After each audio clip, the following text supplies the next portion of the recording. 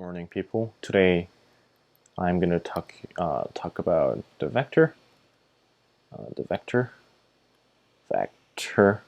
Ah.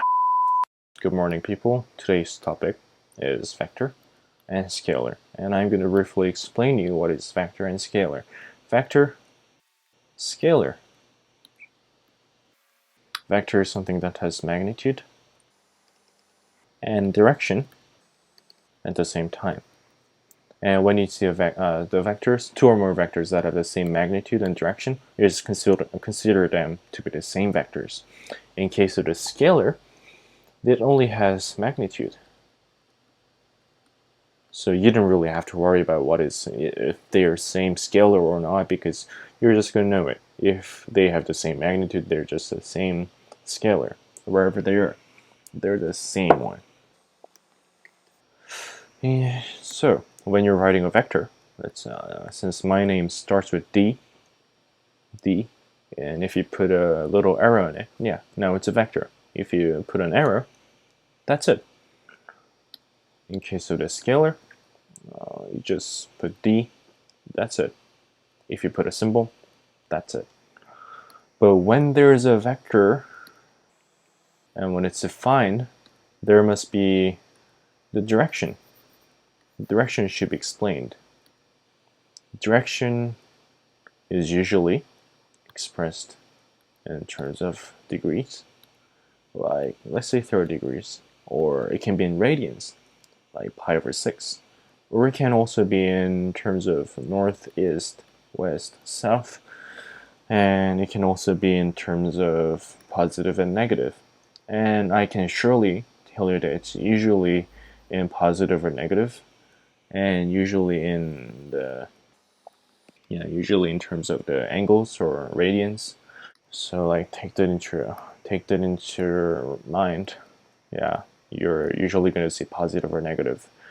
So scalar and vectors. So where you use scalar and vectors is usually when you're talking about the forces or directions or the movements.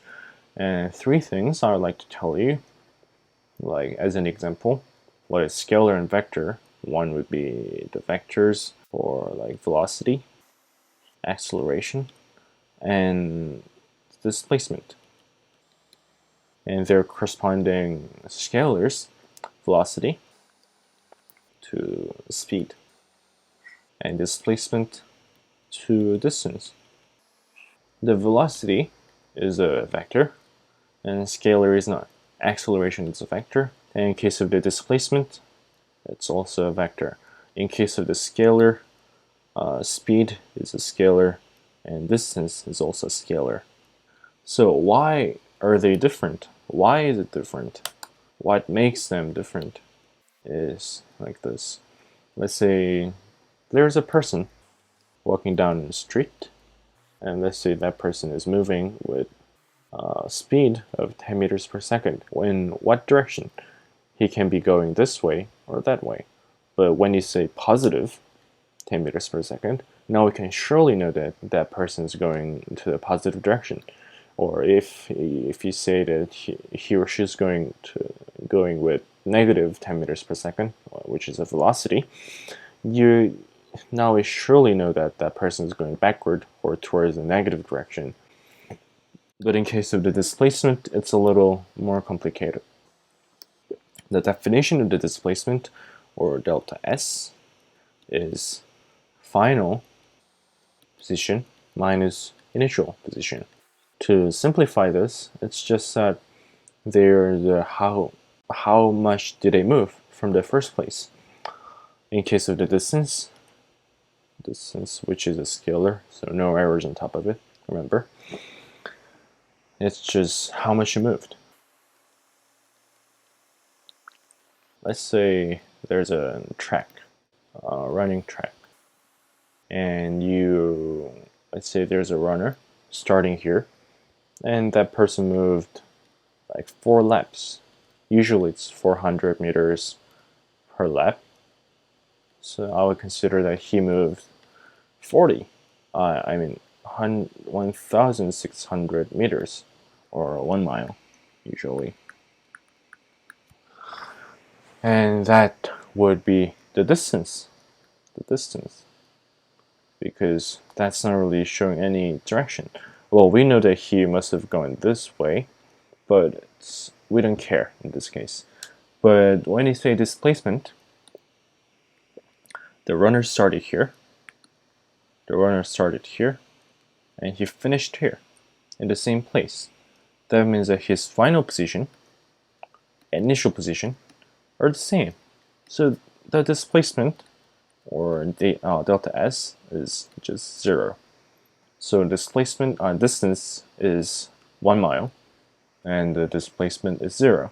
0 and 1,600, they're not the same. So I hope you realize that they're actually different steps. Displacement, distance, velocity, scalar, velocity, speed, and vector and scalar. They're different.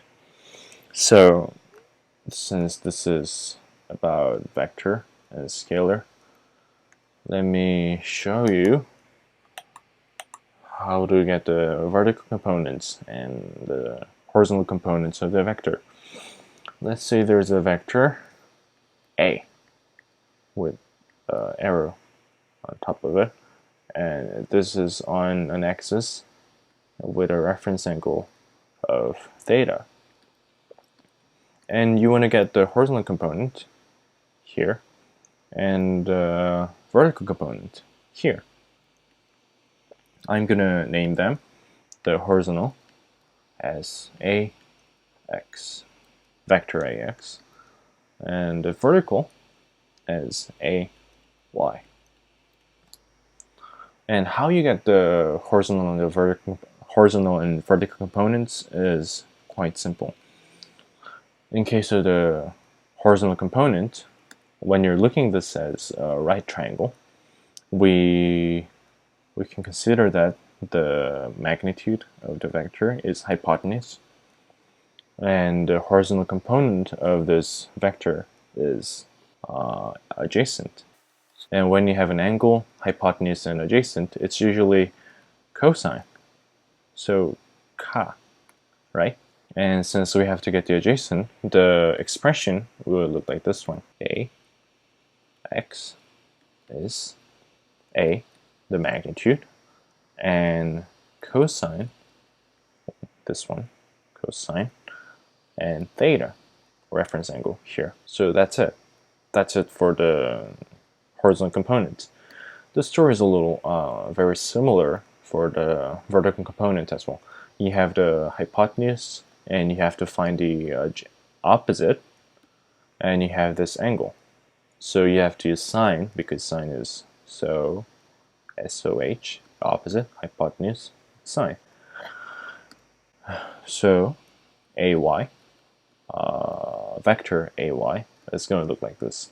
A, magnitude, and sine, this way, sine theta, the reference angle.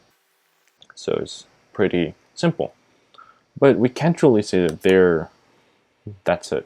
We can't really say that this is a final step when you're just calculating and just adding the vectors, which is the topic that I'm going to discuss in the next video.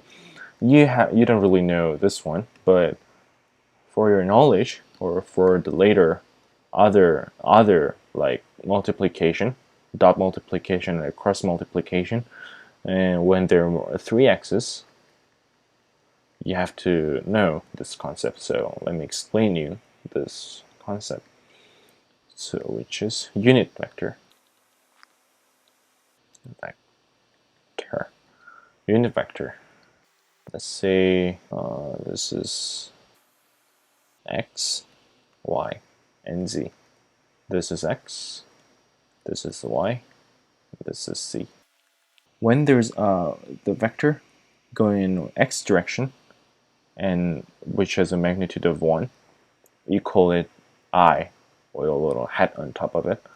In case of the vector that's going to the y direction with magnitude of 1, you call it unit vector j, with a little hat on it as well.